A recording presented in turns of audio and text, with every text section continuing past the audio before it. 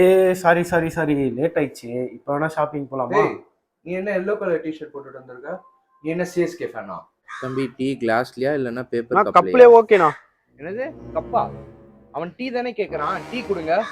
என்ன cup cup கப்புன்ட்டு இப்போ யாருன்னா கப்பை பத்தி என்ன கேட்டாங்களா? டீ கொடுங்க அவனுக்கு.